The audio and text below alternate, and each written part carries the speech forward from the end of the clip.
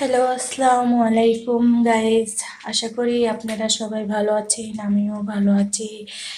এখন আমি সকালে ঘুম থেকে উঠে আমার হাজব্যান্ডের বলতেছে আমাকে খিচুড়ি বানায় দাও। ভাবলাম যে ফ্রিজে একটু মুরগি আছে, যে বললাম যে একটু ভুনা খিচুড়ি আমার হাজব্যান্ডকে বলে রান্না করে দেই। পরে আমার হাজব্যান্ড বলছে যে ভুনা খিচুড়ির সাথে এবং তুমি ফ্রিজ থেকে মিষ্টি লাউ, করলা আর এই পটল। এখন আমাকে বলছে মিষ্টি লাউটা করে রান্না, চিংড়ি মাছ দিয়ে রান্না করো আর এগুলো ভাজি করো। তো ভাবলাম যে হাজব্যান্ডের কথা তো শুনতে হয়।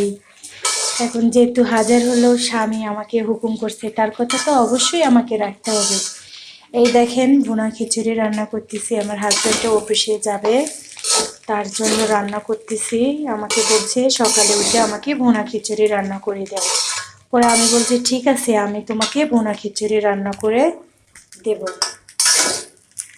দেখেন সকালে উঠছি, ঘুম থেকে উঠে দেখেন আমার চেহারার কি অবস্থা। আমার হাজবেন্ডটা আমাকে এত যে করে আমি বলে বুঝাইতে পারবো না।